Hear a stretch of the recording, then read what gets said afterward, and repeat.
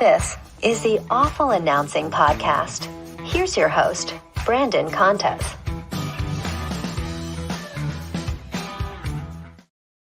Alrighty, welcome to episode 73 of the Awful Announcing Podcast. I'm your host, Brandon Contes, and this week with a lot of news and headlines surrounding NASCAR, we are joined by Jeff Gluck, who covers the sport for The Athletic. Jeff, thanks so much for coming on the podcast today, this week, especially with so much going on in NASCAR right now. We're happy and lucky to have you on the podcast, and I promise that has nothing to do with the fact that you are childhood friends with the owner of Awful Announcing, Ben Koo.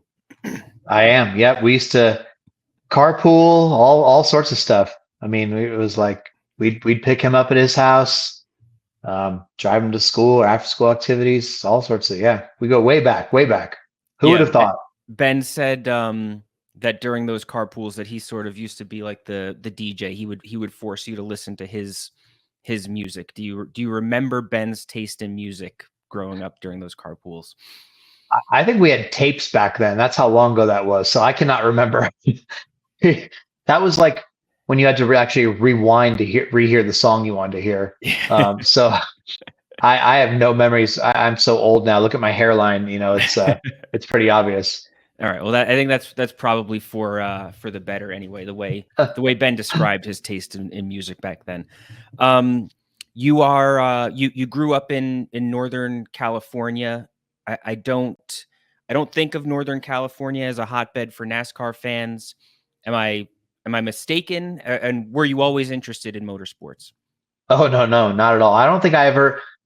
It's weird because one of our other classmates from our elementary school, one of my classmates is now a team owner in NASCAR, Justin Marks, for one of the big teams. And, so obviously he was into it, but like, I don't even remember hearing about NASCAR. Like, even when I was in middle school, I don't think anybody was ever like, oh, Jeff Gordon or Dale Earnhardt. Like, yeah. I mean, my dad never watched it. I certainly never went to races. I don't remember seeing it on TV. It was like way down the line that I was even aware of it, like after I left California and stuff. So yeah, it definitely was not something I grew up as watching as a fan. My first race that I went to was the first race I covered. So that was, I've always come at it from a little bit different approach that way. Yeah, that's always interesting to hear, especially I'm in New York. I live on Long Island. Like, there are NASCAR fans here, but it's certainly, it's not the norm. Hopefully that means you can kind of understand and bear with me a little bit if I seem uninformed. Oh, I get it. Yeah. Trust me, I get it. Yeah. So did you go to school for journalism? Then like what did you want to cover initially? I really thought I wanted to cover baseball. My first job was at the Rocky Mount Telegram. I graduated from University of Delaware, and I just thought baseball at the time was something I really wanted to do. But my first job was at it was a really small paper, this paper in Eastern North Carolina. And, you're covering high school sports mainly as you do with first job, but then you kind of have the opportunity to do a bunch of different stuff. So I covered minor league baseball. I remember like one of our local team, the Carolina Mudcats, had Miguel Cabrera on it as a Double-A player. And it was like, oh, this guy might be good. So, they had Dontrell Willis, and I was like, oh, this is fun. But they also let us cover, ACC basketball. So I got to cover like Duke Carolina games. I got to go to the Super Bowl and cover the Carolina Panthers when they played the Patriots. And then obviously NASCAR. So it kind of exposed you to a bunch of different stuff. And then I just kind of NASCAR was pretty hot at the time, right? Early 2000s. And I was like, oh, wait, like this is kind of cool. Like after I went to my first race, I was like, I could kind of get into this a little bit. And it was really hot at the time. And I was just like, oh, I want to keep writing about this. And it just kind of took off from there. And you just suddenly find yourself down one path, it wasn't anything that I was like, oh, screw these other sports. It just was like, it just kept going down this other road. So was it more opportunity that lured you to NASCAR, or was it your interest that you just kind of became interested in, or was it a combination of both? I just thought it was really fascinating. Like as a stick and ball sports fan, which is stick and ball sports is what all the NASCAR people call the other major league sports. Um, it's like I went, and a lot of the elements, especially at that time of NASCAR, that I liked about football, baseball, and stuff, they were there. Like you walked in, and a lot of these tracks are just massive, massive venues, and the crowd sizes are huge, and they're into it, and they're like super passionate. And there's like a lot of speed and a lot of action. It's just like when you're sitting on the boards of a hockey game, right? Like, and you like when you go in person versus seeing it on TV, hockey's a completely different experience. And you're like, oh, dang, like this is cool. And just you could feel the vibes of it. At the time, being a young journalist too, I was fascinated by the access, which is something that's never changed from NASCAR all through these years. The access that you can get. I mean, you can walk up to a driver right before they get in their car. You can be in the drivers meeting that they have. It's open to the VIPs, media, stuff like that. Like all the drivers going over the rules before the race, every race. Like you're in there with them, and it's like, I was like, man, like trying to get in a football locker room right before they go out on the field is not happening. So I was just kind of wowed and fascinated by all that went into it, and I think just also like the mainstream media coverage of it at the time that wasn't, and still not now, it's even less, but you got a lot of Southern newspapers, and I just thought, wow, like this is, you could kind of move up the ladder kind of quickly, like, and which is what happened for me versus, trying to make my name as a baseball writer or whatever. I think it would have been a longer path. So it just kind of happened naturally. Did you have a sort of mentor then, or anybody that was like helping to give you a crash course in NASCAR, just being somebody that, like you said, the first time you went to a race was covering it. So I'm sure there was a lot to learn in a short period of time. Yeah. I mean, honestly, like after a couple races, it kind of clicked. Like at first it's pretty confusing. Cause there's a concept of like teammates in NASCAR, and you're like, well, wait, are they working together? No, they're just kind of on the same team, but they're not like enemies. But, and then there's some that race for a different manufacturer that can kind of loosely work together, like, oh, the Toyota drivers or something.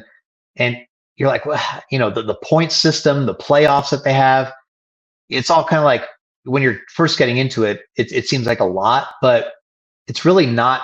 Once you kind of focus down on it, it's really not that bad. Like after even a couple races, and I think one thing that helps is like, like if you were going to be a new baseball fan, you might watch a couple teams play for a series or something, right? Like let's say you get into it during the playoffs, and it's like, all right, well now I know like a lot of the Dodgers and Yankees players because I just watched them for 5 games or whatever, right? But then there's all these other teams and there's all these other players. NASCAR, it's so easy in a way because it's the exact same drivers every week for 38 weeks. And that's the Cup Series, the top race, that's their race every week. So the storyline that you just watched last week just moves over to the next place 1 week later. Same guys. If one guy was mad at each other the week before, he's still mad. And then you're like, oh, is he going to get revenge? Or like, stuff like if this guy's hot, you're like, okay, is he going to stay on a hot streak? Is he still have momentum? Stuff like that. So it's kind of like once you start watching it, the soap opera on wheels element of it comes into play. And so much of NASCAR too is way more about the drivers, their personalities, their stories than the actual cars. Like I'm not a car guy. I never have been. I can't tell you a lot about how the cars work. I know enough to like explain why some driver had a mechanical failure or something, but I can't tell you how they build them. You know what I'm saying? But like my thing has always been, it's about the people in the cars. The NASCAR fans pick their drivers based on, I like that guy, he's funny, or like that guy tells it like it is. I can relate to him more than, ooh, that guy's a really smooth driving style. I think I'm gonna root for him. There's some people that pick based on winners to be front runners, like any sport, but a lot of it's like they're judging their interviews. And then they're like, well, that guy's cool. All right. Yeah, I'm going to support him. So it's more a personality based thing, Yeah, no, that makes a lot of sense. So you bounced around a little bit earlier in your career, but you spent a few years with USA Today, and then you left that on your own in 2017, right? Like you didn't lose the job, you chose to leave. Yep. So that's not an easy decision to make. It's not easy to give up job security. Why did you make that decision? Well, I will say I would have liked to stay, but My wife, she works at a children's hospital, and she had just got done with her schooling and stuff that she needs for her job, like the specialized license that she needs. And it's hard to get the job that she does. She's a child life specialist, so she was having to make like a nationwide search. She had to go do an internship. She had to do like a practicum, and then land a job. And we were living in Charlotte, North Carolina, where all the teams are, the NASCAR teams. And so I had told USA Today at the time, like, hey, like I'm probably going to be moving, based on where my wife goes, and I'll just travel the races from there. And at the time we had a sports editor who was pretty new and like knew nothing about NASCAR. And he was like floored that I would leave the NASCAR headquarters area of North Carolina. And I tried to explain to him, like, well, I mean, you do like 90% of the job with NASCAR is done at the track. You talk to all the drivers at the track, cover the race at the track, and there's really no home races, so to speak, for NASCAR. Like they're traveling somewhere different every week. So everybody's flying wherever. So it doesn't really matter where I fly from, I felt. And I remember this guy, he's like, no, that would be like having our Notre Dame beat writer not live in South Bend. So he's like, I can't let you move. So I'm like, well, all right, like you're kind of putting me in a tough spot here. So I quit.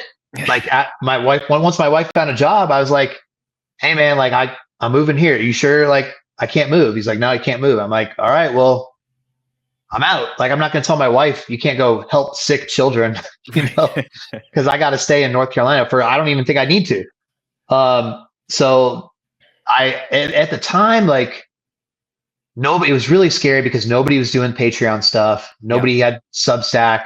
And I had seen that I listened to this Survivor podcast because I'm a fan of Survivor, the TV show, the reality show. And at the end of the podcast, this guy was always like, hey, like if you like our podcast, support us on Patreon. I was like, what is Patreon? Like, what is it? So I like looked into it, and there wasn't, any success stories that I could see at the time, but I had like a large enough Twitter following. I just thought, like, look, I'll just put it out there. Like I'll start a site, I'll start a podcast, and I'll just say, like, listen, if you like my stuff, here's how you can support me. Here's how you can keep me at the track. And, I'll travel, do my stuff, keep doing the same coverage that you've been doing just for myself. If not, like, no worries. I get it. Like, if you don't want to give me $5 a month, $10 a month, whatever, that's fine. But like, I can't do this anymore. Like, I'm going to have to work at Starbucks or something. I don't know, and I was sort of just braced for like, I don't know how this is going to go, but like within a week, the support was so much, it just worked. It took off, and I was able to make a living from it. So I was really lucky, I think, timing wise then, because now, like, I don't know if I could do it. Like if I had to do it again, like everybody has a Substack now, right? Like everybody has a Patreon, like everybody's asking you for $5 a month. So I don't know that I could replicate that, but at the time it was new enough. No streaming services, Peacock, all that stuff. They were asking you for their little bit. And I think I just kind of like got a sweet spot timing wise, and it worked. Right. You were the first person asking somebody to essentially subscribe to you, as opposed to being now like, this is the 15th subscription that you're going to be paying for. Exactly. Yeah. And then did you stay with using it as a Patreon, or did you go behind a paywall at some point, like after it started to be a little bit successful? Yeah, I always kept it on Patreon. I just felt like it was a lot better model for me, because I thought if I took it behind a paywall, then you really limit your exposure. And how would people know that they want to subscribe, or they think it's valuable enough to use it for free for a while, and then be like, you know what, I actually do listen to this podcast a lot, or I do read this website a lot. And sure, there's some people who are never going to pay, right? Like that's by nature. Like they're just like, I'm not going to pay for this. But I mean, I get that at the Athletic now. People are like, I'm not paying for anything behind a paywall, period. So there's always going to be that element of it. But I just thought, if I take my audience behind a paywall, then nobody would ever really know what product I'm trying to offer, because they won't see my coverage. So I kept it free, and I was lucky to have enough people supporting it that it kind of paid for everybody else in a sense. Did you offer some exclusive content? Like if you pay this much, you get this? I did. And it was fascinating to me. And it still is. I've never figured out. I wanted to give the people that were paying, especially because, I gave an option. Like it was like, you pay whatever you want, right? Like, and there's different levels. And I wanted to give the people who were paying the most, like, racks. Like, I'd be like, hey, I'll give you a 30-minute phone call with me once a month, or the other people, we'll do a live stream, on Zoom or whatever it was at the time, right? Skype or I don't know. And it was crazy because not that many people took me up on it. Like, what I discovered was the people that were paying even the high dollar amounts, they mostly didn't want something from you. They just wanted to show their support. They weren't like, I'm doing this so I can get that 30-minute phone call and you better call me. You know what I mean? Like, I'd be like, hey, does anybody want the call? Like, some people do it, but a lot of people are like, no, I'm good. I just want to support. Like, keep doing your thing. And so what I found was it was just, it wasn't like you were trying to sell them a product. It was just that they wanted to be part of something and feeling like they had a stake in supporting you and getting out there. So I just referred to everybody as like my bosses and be like, all right, here's my bosses, and because I'm working directly for them. And I think people enjoyed just being like, yeah, what if I had a moment that got some traction or went viral, or a video of a fight or something, they enjoyed like having a stake in that. Like, yeah, that guy's there because I helped get him there, and that was so interesting, like such a weird thought experiment for me in a way. Right. They could almost feel proud of your work as opposed to just enjoying your work. Totally. I think one of the concerns that I would have if I were doing that is just the fact that, like, with a paywall, at least and I totally get the Patreon thing makes much more sense from a standpoint of the exposure, and that's really cool that it worked for you for those few years. Just the fact, though, that you really don't know month to month what you're going to be getting. And I'm sure if you saw a boost at the beginning, you're just kind of wondering, like, well, is this what it's going to be? Or is this just kind of like people almost feeling bad that I left USA Today? So here's some money. And is it now going to stick? Yeah. And it was crazy too, because there would be fluctuations month to month based on how NASCAR, like if NASCAR did something, which happens frequently in NASCAR, to like make people mad, or like an officiating decision they didn't like, or a rules change. And, one thing in NASCAR is people like, I'm done with this. I'm not going to watch this anymore. I get a lot of people be like, hey man, sorry, but like, I'm not watching anymore. So I'm not going to subscribe to your $10 a month. And I'd be like, dang, like, well, I didn't have anything to do with this. Sometimes you'd get a boost and it would offset that. But sometimes you'd be like, well, now I have $300 less this month than I had last month. And there was no way to predict it. I got lucky too, because I ended up at the Athletic before the pandemic, and I tried to keep doing this through the pandemic, I don't know if that I would have survived, because then, when we were all in lockdown, could I have been asking people for $10 a month when people were losing jobs, and that could have been really dicey. So it wasn't the most stable long-term thing. And certainly, I didn't have health insurance, right? And I was trying to start a family. So that all those things play into it. I'm sure that if I'd stuck with it and grown it enough, I could have withstood any little downturns, but who knows what would happen? I really don't know. I've thought about it a lot. Like, man, what if I kept that going? Would it have crashed out? Would I have still been afloat? Well, I don't know, but yeah, it was definitely unpredictable. You mentioned earlier that the access to NASCAR is really good. Did that remain when you left USA Today and went independent? I remember I called, I think it might have been before I even put in my resignation officially to USA Today. I called NASCAR PR, and I was like, I thought I'd be okay, right? Because I'd been around the sport for a while, and it wasn't like they didn't know me. And I was just like, hey, listen, like I'm going to be trying to go out on my own. Like I'm not going to be with a major outlet. Will I still get credentialed? Like, am I going to have a problem? And they're like, no, it's fine. You'd be good. Don't worry about it.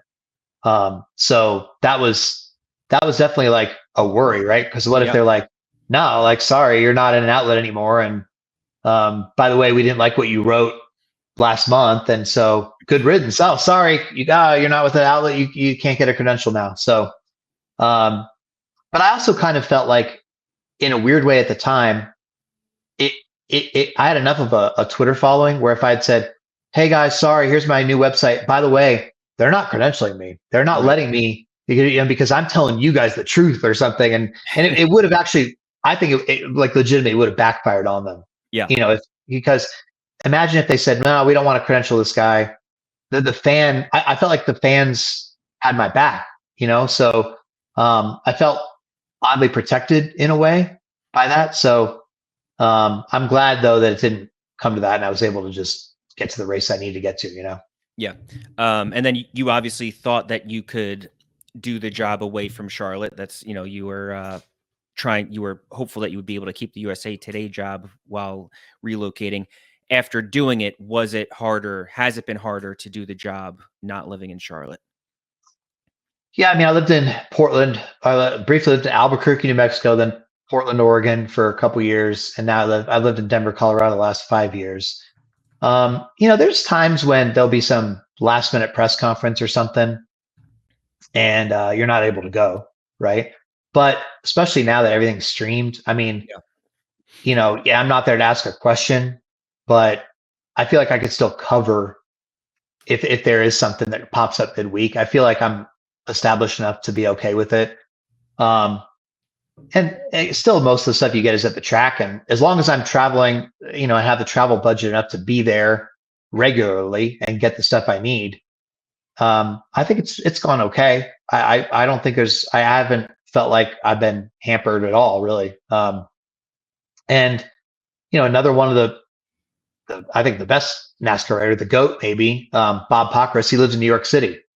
So, I mean, it's like, I think the way that the sport is not centrally, even though that everybody lives in one area, it doesn't mean that you have to, I'm not running into a driver at the grocery store like I might have if I lived in Charlotte, but do I need to? Like, you know what I mean? Like, so, yeah, I think it's been pretty good, honestly. And has that part of it gotten easier since the pandemic? Just is there more Zoom calls and things like that? Yeah, I think so. The Zoom thing really has helped. There's a midweek Zoom, at least one every week.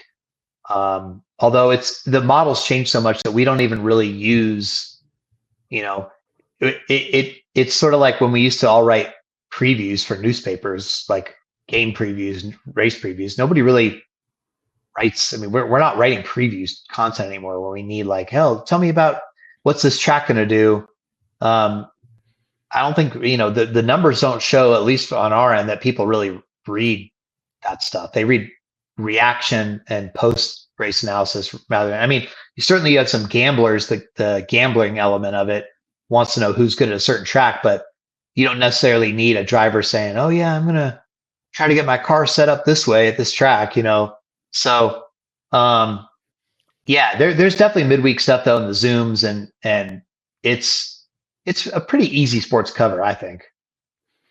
As I mentioned, I'm not a big NASCAR fan, so I didn't know it was you at the time, but I do remember seeing the video of the Kyle Busch Joey Logano fight. Were at that point you were independent you were on your own, correct? Mm-hmm. Yeah. What did that do for just your following and career at that standpoint? Man, that was like that video. That was, I think, maybe like the third or fourth race into my being independent. And, I think people had bought in, but that sort of reaffirmed and like triple launched it, basically. Like that was sort of like, look, because the thing about that video was TV missed this fight on pit road after the race. Like all the overhead cameras, all the cameras that Fox had for that race, nobody caught this until they were walking away. Where like I, with my cell phone, had happened to just be there. And so it was an immediate, like, even drivers and stuff like that were like, if this guy had not been at the race because all you fans, all you people sent him there, this piece of content that got headlines for NASCAR and, got on Sports Center and stuff like that would not have existed, right? Like nobody would have seen this. Nobody would have been talking about NASCAR this day because there was no footage. So that got, whatever level of, Patreon people I had at the time, that certainly launched it. And then it was you had all these outlets saying, can I have the video? Can I have the video? And I'd be like, can you just put, here's my watermark on it. Or just give me a courtesy. Just say, oh, sure, I'll give it to you. Just say, put jeffgluck.com at the top of the little cryon or whatever. Right. And that helped. I mean, I'm sure they have people like, what is this? So that definitely helped spread the word. So was NASCAR almost glad that you were able to get that out there then, it being that Fox missed it? Fox was really glad for some reason. Like I gave them the video for free and all that stuff, and I told them they didn't even have to put my name on it. They were really good about giving me credit, and I told them like, you guys are, because they had the broadcast rights to that race, right? So they could have easily said all video that's taken here is our property, and we're going to put YouTube strikes on you or whatever. They could have been like real jerks about it. NASCAR was much less enthusiastic, I think, in terms of like their media rights people at the time. But they like allowed it to go through. So I don't know if they were like super happy about it, but Fox embraced it way more, surprisingly, I think, than NASCAR did. But nobody ever said, all right, you got to take that down, or because I think they realized it was good for them. Like this was free promotional stuff, you know? And how comfortable were you in that moment, just kind of following it and getting up so close? Cause like you were right in there. I had no idea what was going on, because the weird thing about NASCAR is like, it's probably the same as like with like a football game in a way, where like the writers start to go down from the press box with like maybe 5 minutes to go in the fourth quarter. Yeah. And you're kind of watching the end on the sidelines or something around there. Cause you know, if you're going to get people in the locker room, the field, or whatever it is in whatever case, whatever sport. Right. And some people can wait till after the game to go down, but like in NASCAR, you know, the drivers stop their car on pit road, and you know, when they get out of their car, you got to talk to them. So you kind of got to be out of the media center. And so as soon as you leave the Wi-Fi, the TV coverage, you know, you have your scanner of like what the drivers are saying, but you haven't seen it.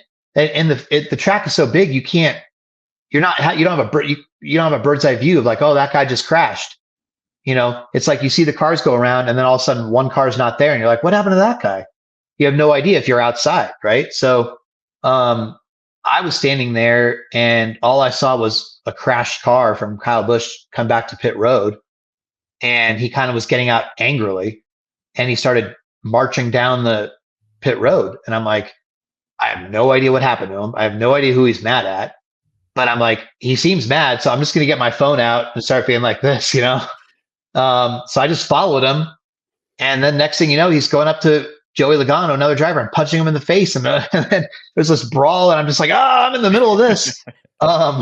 So it was crazy, but until I saw the replay after, I'm like, why is he mad? I have no idea. So I just happened to be at the right place at the right time, honestly. How long after that exchange, that fight, how long did it take you to have it posted? Did you do it right away? Oh man, I distinctly remember my hands like shaking in the media center because I was trying to get it out so quickly. Like I ran back to the Wi-Fi.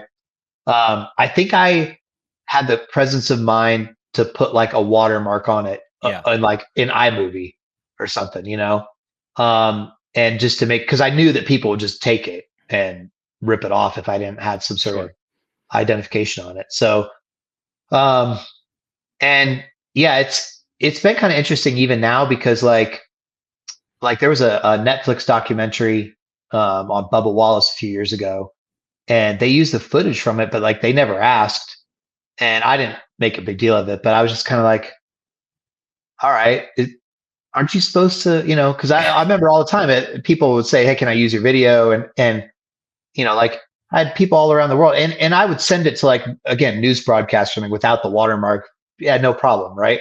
But at least you should ask, I thought. But yes, I just remember trying to get it posted as quick as I could in the Wi-Fi, feeling like it was taking an hour, and finally I got it out. And then as soon as you get the video out onto Twitter, you know, it does its thing, it blows up. So yeah. How many years were you working independently before joining The Athletic? I think 2.5 or 3.5, three maybe, something like that. I guess it was the mid-season. It's weird because I really thought I never was gonna. I thought I was at my last job because I was Yeah. having fun what I was doing. I Yeah. loved the freedom of it, and I had no plans of leaving. And when the Athletic called me the first time, I was like, "Yeah, I'm not interested." Like, I know the Athletic, and I think you guys are doing great things, but I'll be happy to give you names of other people. But I'm really enjoying what I'm doing now, and these people that I work for, like the 2,000 people or whatever it was that were donating, like I felt like I had a good personal relationship with them, and it felt kind of crappy to just be like, all right, well, thanks for keeping me afloat for 2.5 years. I'm out, right? Um, and the Athletic called back. I don't know if it was 2 or 3 times. Paul Fichtenbaum, who recruited so many other of the Athletic people in the early days, he was a good salesman. And ultimately, the big thing for me was, and I think that everybody understood who had supported me was like, I mean, health insurance, right? Like stability, the benefits. Like we had just had our first kid. We were trying to have another kid. We want to be closer to our family to get help with the kids. And, to be able to do that and give my wife flexibility with her job to be a mom, like I know it sounds boring, but real life gets in the way. And to just have like a stable job meant a lot. Now this is turned into the longest job I've ever had. And it's weird because it wasn't one that I sought out, but it's been like one of my favorite jobs. It's been the best job. I love it. I hope it keeps going for a long time. But like I had no intentions to take it.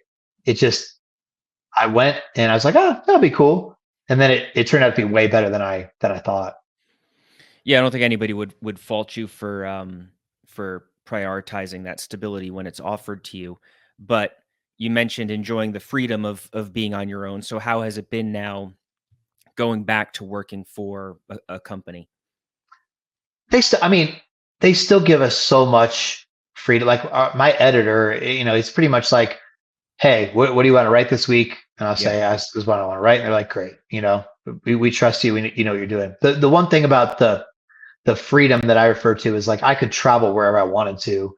And, now I have a coworker. So, I can't say I want all the best races. Like, I don't care about you. Like, give me that race, that race, that race.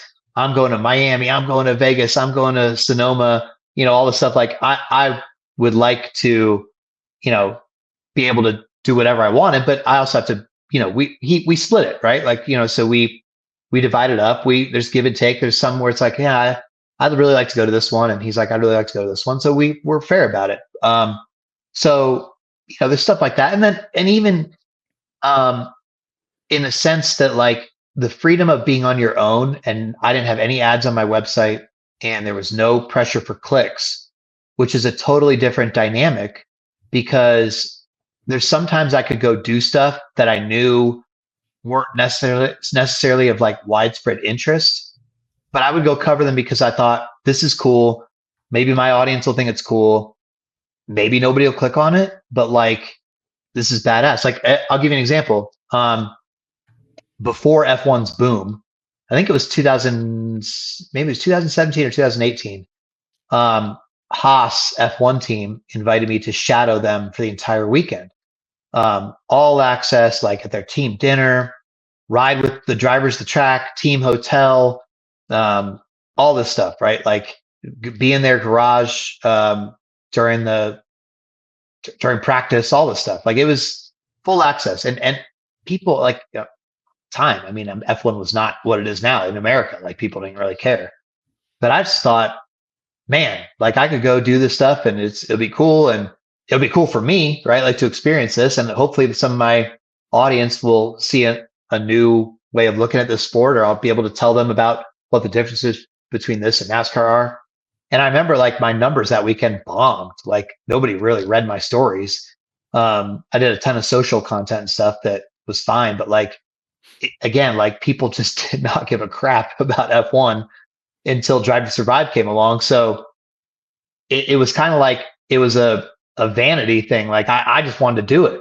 But I could, right? Because it wasn't like I put in all these resources and then I didn't get the return on my investment, Right. because nobody was like, come on, man, like you skip NASCAR for this. Like they were like, okay, we'll check it out, So, it was a freedom to just be like, hey guys, I'm going to the Indy 500.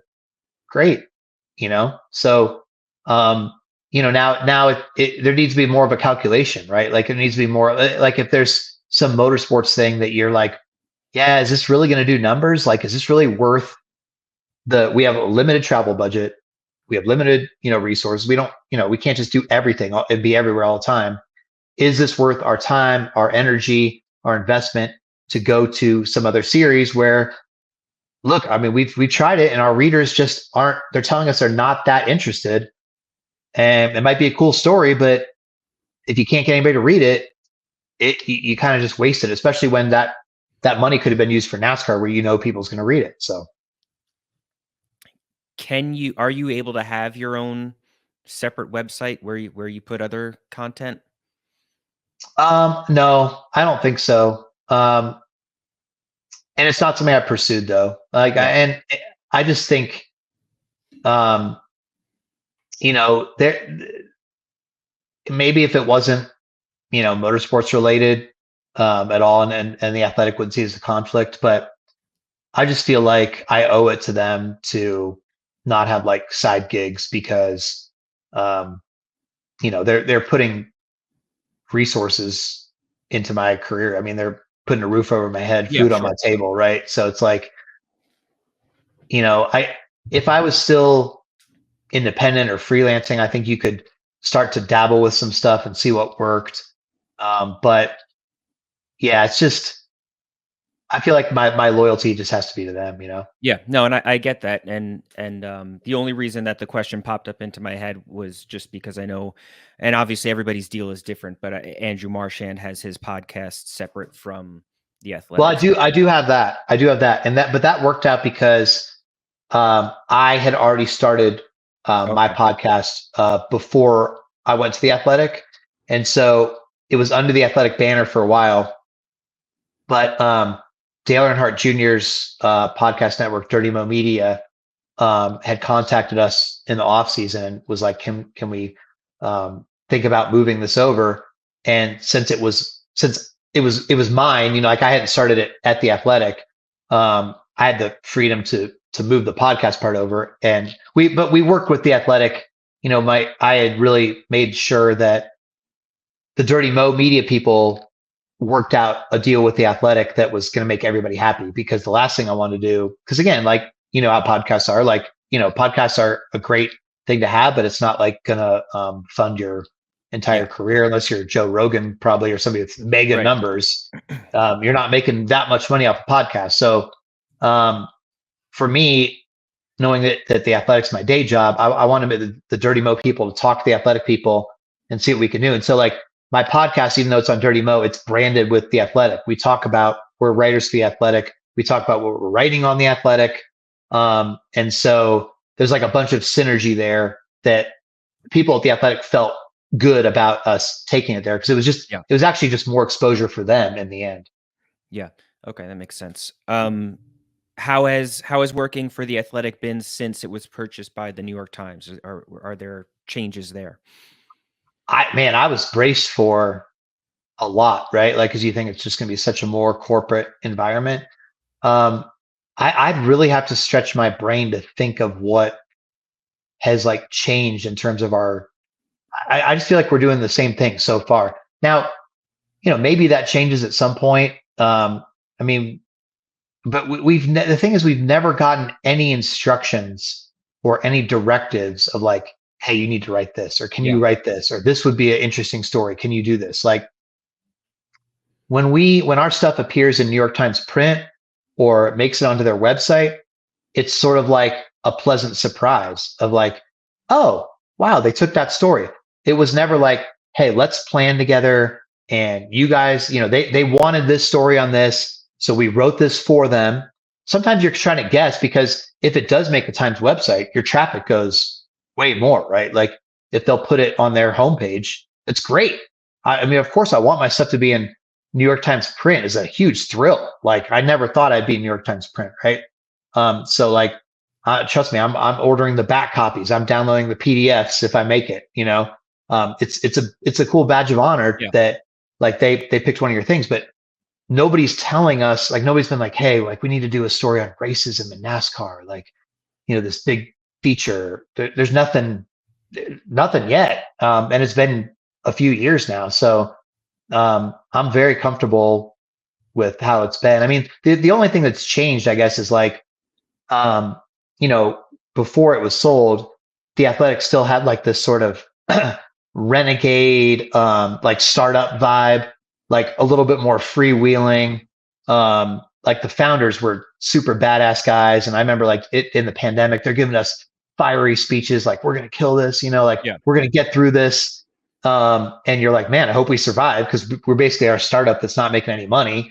And then once we got purchased by the Times, you feel such a more sense of like, okay, there's corporate, a safety net here, that this is part of a bigger picture, and they're being patient, trying to get the Athletic to profitability. And the Times has done a really good job of moving some of their key people strategy wise who helped the Times subscription stuff or the Times SEO stuff, moving them to the Athletic newsroom to then take that strategy and help the Athletic do the same thing. And you could totally see the difference in the results. It's working. So that's the biggest thing. It's been positive stuff, but nothing.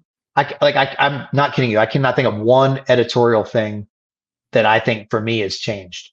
Yeah, no, it was definitely ironic, the way the previous owners of the Athletic used to have quotes about wanting to kill the newspaper industry and things like that, and then they sold to the New York Times. Now, to the Times' credit, their the number of papers that they print every day is such a small fraction of what their actual subscriber base is. So they've certainly changed from just being a print publication to what they are now, and the Athletic has only kind of furthered that. I did want to ask your Patreon, the Patreon community. How did they react when you made the announcement that you were going to the Athletic? What was their response?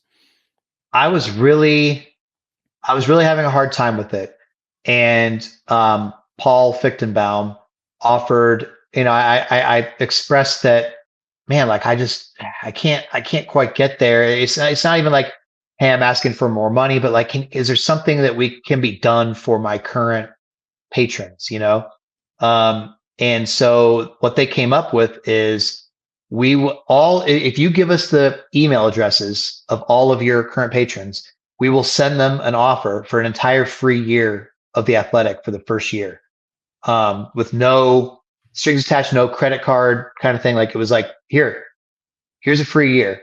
And so that did it to me. Like, everybody was like, because it went from, all right, I'm leaving, and it was like, I'm leaving, and by the way, here's a free year of the Athletic for the first year. So actually, it's going to cost you less money, because you were paying me at least $5 a month before, 5, 10, 25 bucks, whatever it was.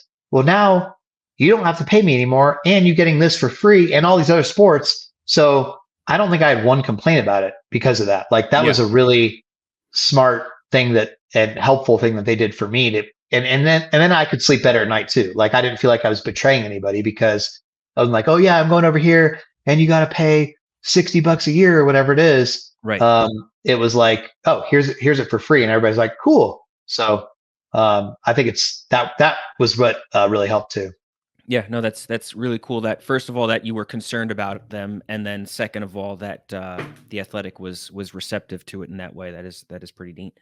I want to ask about the article, the 2016 article you wrote about the declining TV ratings and attendance in NASCAR. Just the overall the general state and health of NASCAR at that time. First question is, how was the response to that article? Yeah, so at the time, being at USA Today, we were always told that Brian France, who was the then CEO of NASCAR, USA Today was on his desk every morning. Like that was the newspaper he read. And so when we would write something that was in print for USA Today, NASCAR would at times get really, really, really upset because Brian France would yell at somebody would yell at somebody else, and then those people would yell at us, whatever, right? It was funny because I remember at the time, like I would say, "Hey, I'm trying to write this column on this," and they'd say, "Is this going in print or just online?" I'd say, "Oh, this one's just online," and they'd be like, "Oh, okay, we don't care," kind of thing. Like because Brian France, he only read the print edition, so it was something I could rip them online at the time, and NASCAR was like, I didn't hear from them. But if even the slightest critical thing made it into print back then, I mean, they find drivers based on driver quotes that like appeared in USA Today. Denny Hamlin got fined $50,000 one time because he said the new car that they had wasn't really an improvement over the old car. That was all he said, and they fined him $50,000 because they were so mad. So it was like there was a lot of scrutiny on that. So writing that at the time, like, hey, NASCAR's not doing so great. Like the ratings are going down, it was true. And they've gone down more since then, right? Like, and now they've stabilized and stuff. But at the time, it was still sort of in a free fall. But what are you supposed to do? Not, ignore empty stands, ignore this millions of people they lost on TV audience. You write what you have to write and you live with the consequences. I don't think it's something that you can just brush under the rug. Everybody sees it. So they just they didn't want it out there because they don't want NASCAR such a sponsorship based sport. They don't want their sponsors to be like, oh, why are we going to invest in something that this is on the decline, or for TV partners, right? Like, why are we going to partner, why are we going to pay for media rights when it's going down? Like, it's almost like if you don't talk about it, it doesn't exist. Yeah. So that was where I think that was coming from. So 8 years later, what is the state of NASCAR on TV? Because like you said, it has continued to go down, stabilize a little bit, but just the fact that it has over the course of the last decade had such a large drop. I think it's a great niche sport. If they're willing to look at it and say, we're not trying to compete with the NFL, because for a while, when I first got into it in the mid 2000s, it was the second biggest sport on TV. And there was a lot of talk of like, oh yeah, like we could take over there from the NFL. Like we could be the biggest sport, which sounds insane now, but like people really at the time thought that was possible because it was on such an upward trajectory and so many Fortune 500 companies were getting invested in it. And there was over 100,000 people every race. And it was a big thing. And so now I think, there's still an element of the people that were around then, including myself, where you look at it and you're like, you look at the stands, you look at the TV ratings, you're like, man, this is just a shell of what it was. But when you look at today's TV market and the landscape, it's a pretty good number. I mean, they're getting, 2.5, 3 million people some Sundays against the NFL in the fall, like at the same time. It's not like what it was, but that's still pretty respectable. And their numbers are actually up a little bit this fall. And so it's like, it's not going down anymore. It doesn't feel like, the attendance has definitely stabilized or maybe been up, since the pandemic. So for sure, the post-pandemic travel surge has helped. And there's a lot of people coming now. So I think if everybody in NASCAR can just sort of wrap their heads around like, hey, this is this might not be the biggest sport, but for a smaller type of sport, like it's just it does pretty well. And the new TV deal they just got is a massive win for them because they got, even though the ratings had gone down, through their whole deal with NBC and Fox all this time, they were able to get a significant increase by bringing in Amazon, by bringing in TNT, and still having NBC, still having Fox. They sold the Xfinity series off to the CW. And there's this feeling like maybe this was the last great TV rights grab, because this was driven by streaming so much. And so people were maybe overpaying to try to get some of that audience. But at the same time, like that's the TV money has stabilized the sport. Like you could say, well, I mean, there's no, the interest isn't what it was, but everybody's making more money than they ever have, ever. Like because the money has kept all these teams, all the racetracks afloat and NASCAR afloat. So, it's like to get even an increase over that for the next 7 years is a pretty big win, I think. And that, if you had asked me a few years ago, are they going to get more money? I would have been like, how? But they did it, How does NASCAR fit, or has NASCAR made adjustments to fit just in terms of appealing to younger demographics and sports fans and people who consume everything quickly and in short clips? I think it's a tough balance for them. They're trying to please everybody. They're trying to, appeal to the traditional fan. Some of the races they do, they're going back to like, they basically like, it was like a ghost town track or like a crumbled dead track, North Wilkesboro, that had been lying in ruins. And it was resurrected last year for the All-Star race. And now they've cleaned it up and it's appealed to all these fans from the 90s, right? Like who have memories of going there and seeing Richard Petty there and all this stuff, right? So you have that element of it, but then they also have like, they've done the Chicago street race, which is like, I think they said something like it was 80% of ticket buyers the first year had never purchased tickets to another NASCAR race in their system before. And you had tons of people coming from the city.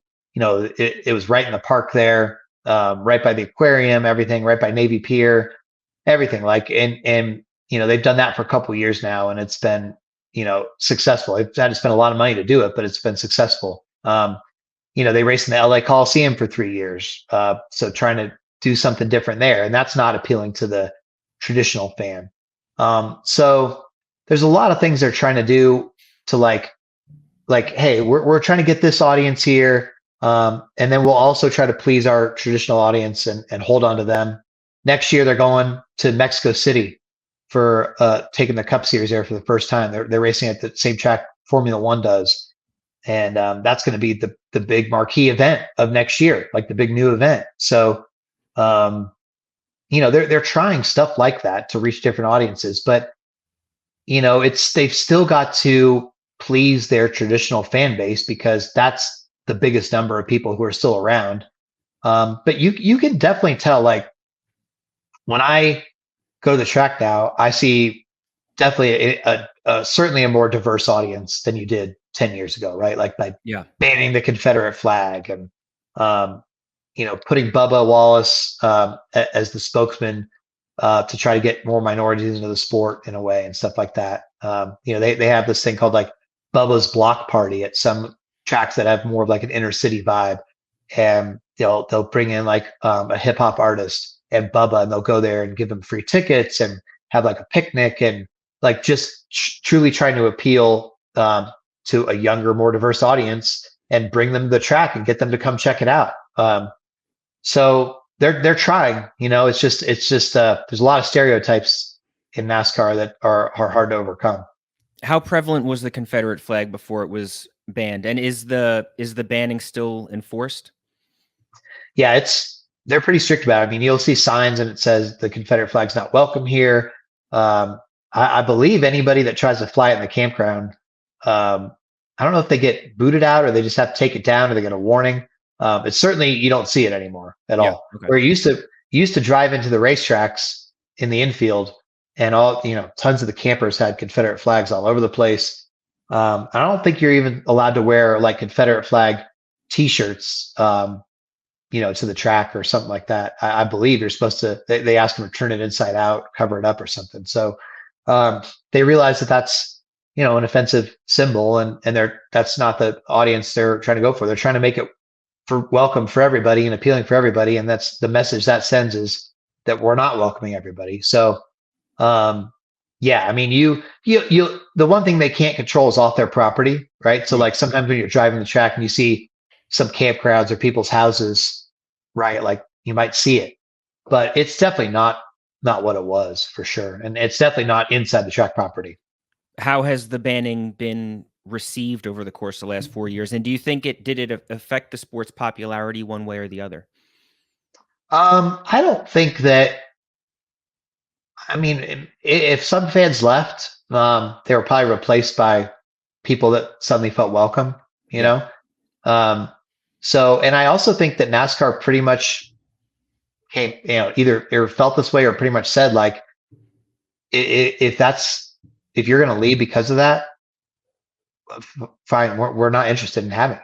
You know, like because if you love NASCAR, then you should want everybody to love it. You should want to be as big as possible. You should want everybody to feel welcome. They've made it clear NASCAR doesn't belong to anybody, and so that's been a big thing for the current leadership. And you absolutely have people that are like, NASCAR is woke now, and I'm not going to support it. Go woke, go broke, all this stuff.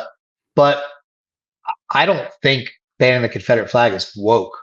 I mean, to me, like that's just like, hey, actually, this is an offensive symbol, and we want people to feel welcome. So we want them to not feel offended when they come to the track, or not feel like worried for their safety or whatever. Like, that's a pretty minimum baseline kind of thing.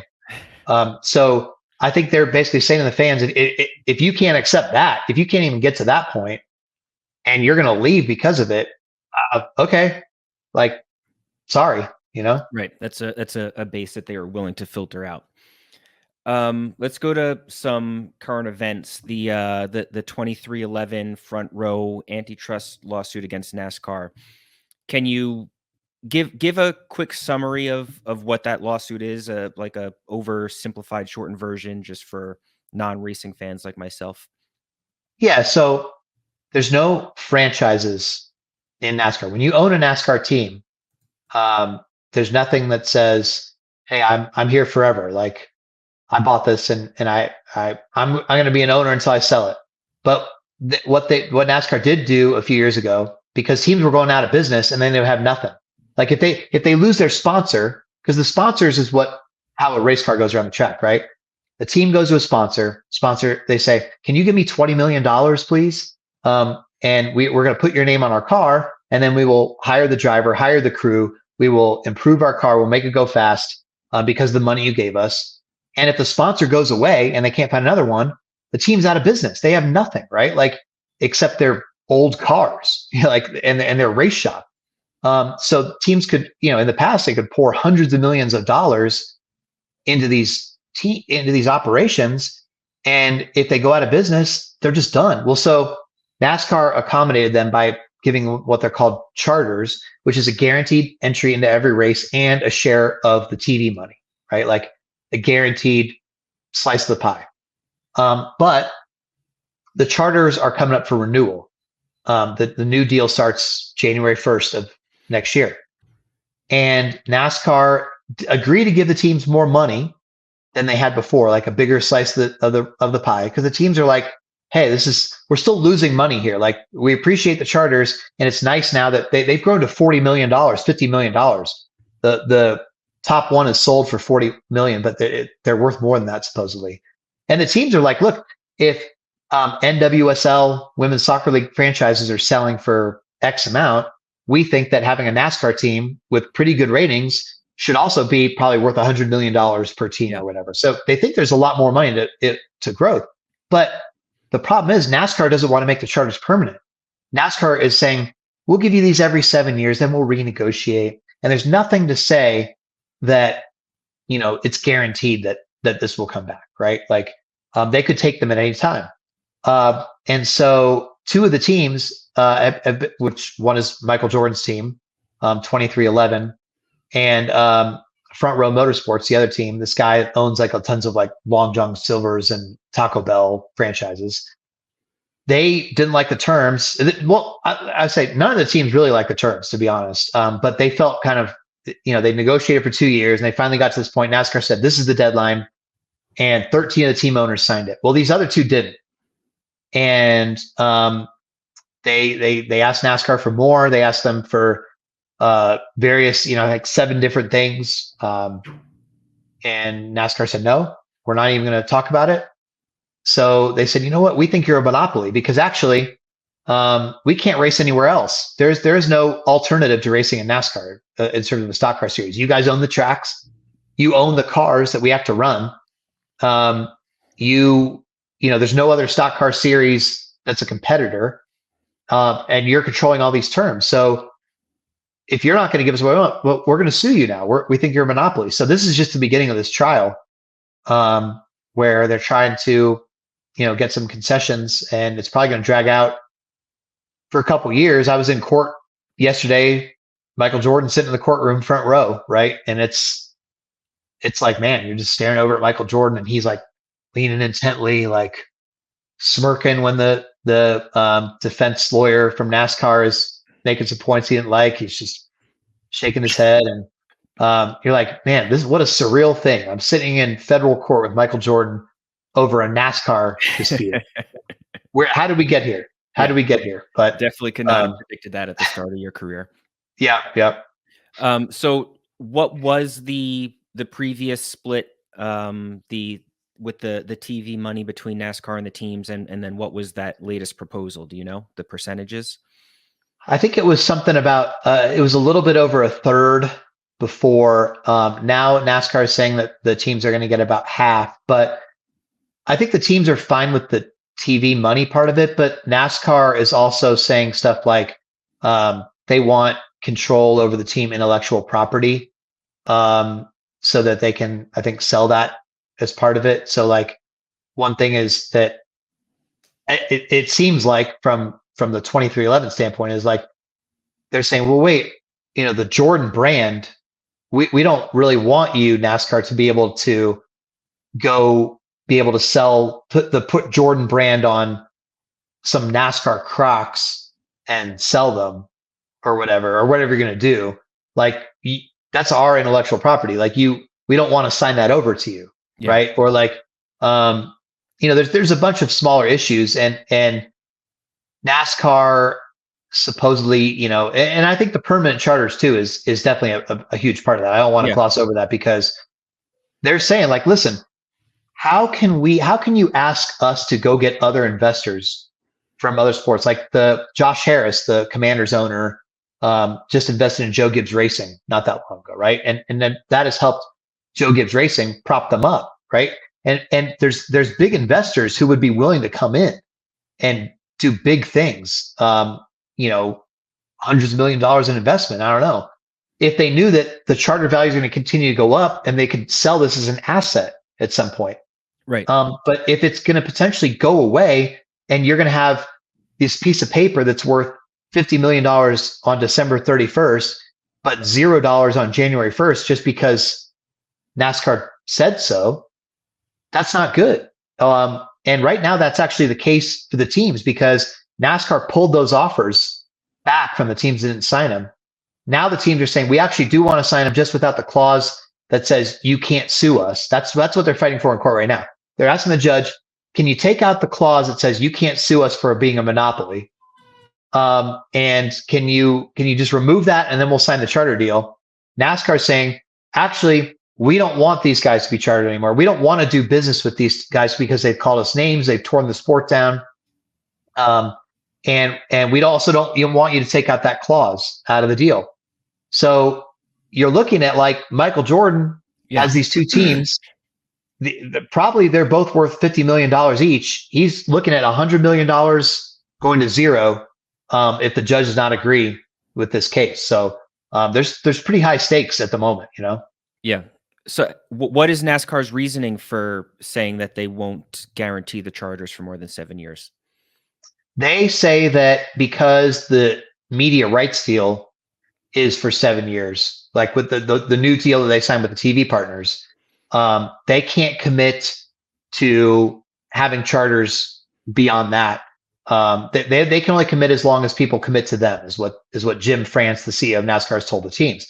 The teams counter by saying, okay, well, but what about the NBA? What about the NFL? There's deals, there's media rights deals that come up for renewals or new deals all the time. You're not saying you can't be an owner anymore in the sport because we don't know how much money we're going to have. But NASCAR is really adamant that these are not franchises and that these teams do not have a say in how the sport is run. Whereas in the NFL, NBA, whatever, the commissioner works for the owners essentially, right? Like they own the league. So Yeah, no, I mean, it seems like NASCAR should be able to guarantee the concept of having charters with everybody recognizing that they can't guarantee what that dollar amount will represent before negotiating the next media rights deals. And is it? I mean, like, does NASCAR embrace having Michael Jordan as an ambassador, and just like how awkward is it now that they are in this legal battle? yeah, I think they would love to. They've embraced it a bit. They would love to embrace it more, but now the fact that he's suing them, it's made it awkward, right? Because on the one hand, like he's been at almost every playoff race, if not all of them. Yeah. He's on pit road. He's on the pit box. He's watching the pit stops. Like this dude knows the strategy. He's sitting behind the crew chief. When he talks, like he knows what's going on. He's like, we took 2 tires here to try to get track position. Like he is extremely knowledgeable about what's going on. And the fact that NASCAR is missing an opportunity to market this guy, yeah, because he has said like this is replacing my competitive juices. I'm not a player anymore. I don't own an NBA team anymore. This is what is replaced for me. And one of his drivers, Tyler Reddick, is going for the championship this Sunday at Phoenix. This is championship race is coming up. And everybody's like, well, how awkward is it going to be if the NASCAR president, Steve Phelps, has to present, because you present the trophy to the winning team owner on stage. So it's going to be, if Tyler Reddick wins the championship on Sunday, Michael Jordan's going to be on stage. And Steve Phelps, who they're squaring off the court, he's going to say, here you go. They're going to be posing for pictures. Raise it up high. You're the champ. It's going to be super awkward. But, from a media standpoint, I wouldn't hate it as a story, right? Yeah. That would sell. So that would click a little bit. But it's a very weird dynamic. And it is a shame, though, because it feels like under normal circumstances, NASCAR could be just hammering this. Like, dude, MJ's here. Yeah. Like, he's around so often that when he walks by you at the track, it's like it's become commonplace for the people in the garage. It's like, oh yeah, there's MJ. It's like it's not like, oh my God anymore, like when it was at first. You're like, whoa. Right. So I mean, it seems like just a huge missed opportunity, and maybe once this gets resolved, they can capitalize on it more. Has NASCAR said what they'll do with that trophy presentation if Reddick wins? Like, do you expect that if Reddick were to win, that they would be presenting the trophy to Jordan? Yeah, they said Steve Phelps has been quoted, I think, maybe on a podcast or somewhere, saying he'd be happy to present the trophy to him. So they did not. What Reddick won the regular season championship, which is not really a thing. Like it's kind of like winning. I can't remember what it is. Is it the President's Trophy in the NHL where you have the most points in the regular season, but you don't? Yeah, it's kind of like that, right? It doesn't mean that much, but it's something. And they did not have nobody from NASCAR was at the trophy presentation for that in September when that happened. So, but this time certainly they would have to be on stage, so it would definitely be awkward. So, and then what happens to 2311 and Front Row if they aren't able to sign those deals? Yeah, so it's definitely interesting because you're allowed to run in NASCAR as open cars. So like the non-charter, there's a certain amount of spots that are saved every race. Right now it's 4. And sometimes they don't even fill them up. But there's a certain amount of spots for every race that, hey, if you want to show up with a car and you don't have a charter, we'll let you race. But problem is the money is so low for that. You don't even make the money back. Like the travel expenses that you take to bring your car to the track and bring your crew to the track, hotels, flight, the tractor trailer that goes out across the country or whatever to the race, you don't even make that back in the money that you get if you're an open team. So like, sure, you could show up, you can race, but you'd really, really, really become sponsor dependent because you'd pretty much be getting nothing from the race winnings if you did that. So it's not a good financial model. However, if there's anybody that can afford it, it's probably Michael Jordan, right? Like if there's any team owner that can be like, I can absorb the cost, it's probably him. But there is also the chance then that like your two drivers, Bubba Wallace and Tyler Reddick, miss the Daytona 500 because they show up and they're not guaranteed to make it.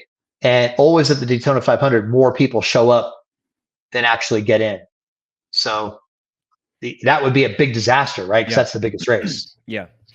But I mean, similarly, seems like something that NASCAR should want to avoid as well. What happened at Martinsville this past weekend? And I should note we're recording this before penalties are announced. But what happened? Why are there going to be penalties? So basically, NASCAR a few, I guess 10 years ago now, in one of these sports moves that are purely viewership driven, gimmicky, if you want to say that. It's not about, real purity of competition. It's similar like adding a wild card or something like that. They redid their playoff system. And so it's a few rounds of 3 races each. Then they eliminate 4 drivers each time. Then the final 4 drivers get to be in the championship race. And whoever finishes the highest out of those 4 drivers is the champion in one race, right? So this last weekend was the last race before they determined who gets to race for the championship. So there's all these shenanigans going on because it was close. It was close at the end in terms of who's getting in for the last spot. And you had shenanigans on both sides of like loosely related cars, like Chevrolet cars were trying to help the Chevrolet driver make it. They were riding behind him and refusing to pass him. So, because if he had lost a spot, he would have been eliminated. Meanwhile, the other guy, he needed one more spot, the Toyota guy. So a Toyota moved over on the last lap and he passed him. And so there was all this shenanigans going on, right? The Chevy driver ultimately made it, but they're looking after, all these teams' communications are open. They're free for everybody. Like you can listen to it. That's part of NASCAR is like the appeal is you can go to the track or at home and hear what everybody's saying. It's like listening to the NFL coach's headset, talking to the quarterback or the offensive coordinator. You can hear it. It's public. Yeah. So all this radio communication comes out afterwards where they're telling these people in not so vague terms, like, hey, this guy, he only needs one more position here. Let's be careful with him, And so the drivers know, like, all right, I'm not going to pass him or whatever. So this is manipulation of the race. Like this is, they manipulated the outcome of the event, essentially, right? There was a huge scandal in NASCAR in 2013 for this. One team had to go out of business because it was such a scandal.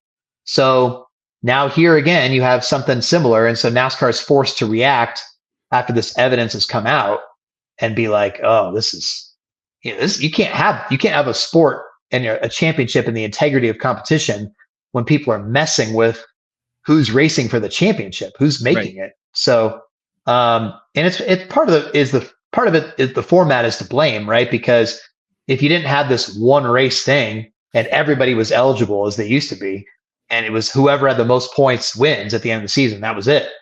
But now because they're trying to make this contrived kind of gimmicky thing, teams can kind of do some funny business if it's close, and they did. So will NASCAR alter the format to avoid this next year? I don't think so. They seem pretty committed to this because they think it's very entertaining. They think that they get TV ratings from it. I don't love it. I'm more of a purist.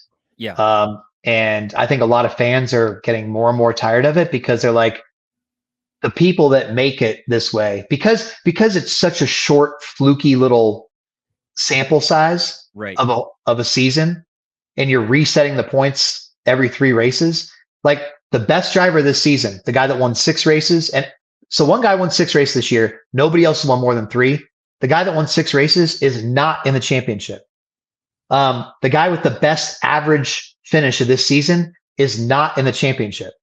So the best drivers of the year are not even racing for the title. And you could say, well, yeah, but I mean, the Patriots went undefeated one year and then they lost the Giants in the Super Bowl. Yeah, but like every other team was not on the field at the Super Bowl at the same time. All the other cars are still racing in NASCAR. Right. So you could have the 30th place guy, he accidentally spins out and takes out another driver in the playoffs. You don't have the Carolina Panthers tripping up Christian McCaffrey as he's running down the field for the Niners to try to make a touchdown. Oh, because he was on the field at the same time. So I don't think playoffs really work in motorsports this way, but NASCAR really, really wants to try to sell it this way. The NBC loves it, right? Because the playoffs and look, to be fair, it does create some big dramatic Game 7 moments, as NASCAR says. Sometimes they like Game 7 moments, but sometimes a Game 7 is special because it doesn't happen all the time. It's organic. Like Yankees Dodgers would have been great if it went to 7 games. It didn't. So next time one does go to 7 games, it's all the more special. You can't force that kind of stuff, in my opinion. So does NASCAR like the controversy from this past weekend? Like, is it any attention is good attention? I don't think they like this kind of controversy because it calls the sport's credibility into question, or the credibility of their playoff system into question. And then they have to react to it with penalties. And then the penalties overshadow the conversation about the championship. Yeah. And so now instead of talking about, like, to start out this week, you've had Michael Jordan suing NASCAR in federal court. And then now you've had penalties for race manipulation. Yeah. Oh, hey, the championship's on Sunday. So it's like, what a great way to hype up the sport, So it's one of those things I think it's like, it's kind of gross. You get the ick if you can apply it to this conversation. So this weekend, Ryan Blaney, William Byron, Joey Logano, and Tyler Reddick racing for the championship. And I gather you don't believe that those are the best 4 drivers from the season? Well, Tyler Reddick did win the regular season championship. So he's deserving in a sense, but he had a horrible playoffs. Like, he did not really do enough to make it in a sense, but all you have to do to make it to the next round is to win 1 race. And he won 1 race on the last lap when he was having a bad day, got some different strategy. Joey Logano was not good all year. And he stretched his gas basically at the end of 1 race a few weeks ago in Las Vegas. And he won the race because he stretched his gas, even though he wasn't the fastest car. So he's in.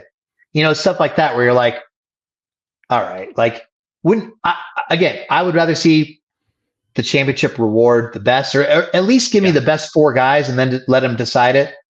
But this one, you have maybe like the 15th best guy, the 10th best guy, the 4th best guy. It's you definitely don't have the 3 best of the year going for the title. So, but you do. Blaney did win the championship last year in the same way. He got hot at this time of year and he got himself there and he won it. So he could go back-to-back championships. You can't, they're playing to the system. I just don't love the system. Yeah. Who do you think is going to win? I'm leaning toward Blaney because he's been there before. He just did this last year. He won Sunday's race he was in a must-win situation to make it, and he performed when he had to. And he's really, really good at Phoenix. So, when you have one track to decide it instead of a whole sample size of all the different types of tracks, all you need to be good is one place if you can make it. So, I think he might do it. Yeah. Well, after this conversation, I have newfound intrigue, and I'm very much rooting for NASCAR to have to give the trophy to Michael Jordan. So that is the only story that will carry anything outside of my little NASCAR bubble here. That's the only story, because the other three guys, people will be like, who? Huh? Yeah. Who won it? I don't know who that guy is. But Michael Jordan's NASCAR team wins championship as he's suing NASCAR. Yeah, that's a story right there. Yeah. Very interested. All right, Jeff, you were great. Thank you so much for coming on the podcast today. I really appreciate it. Thanks. Yeah, it was a lot of fun. Appreciate you having me. Of course. That is Jeff Gluck. I'm Brandon Contis. This is the Awful Announcing Podcast. Please rate and subscribe to this podcast. Please also subscribe to Awful Announcing's YouTube page. But regardless of how you consume Awful Announcing and the Awful Announcing Podcast, thanks for listening and be good. Thanks for listening to the Awful Announcing Podcast. For the latest news spanning the sports media landscape and more, check out awfulannouncing.com and follow us at Awful Announcing.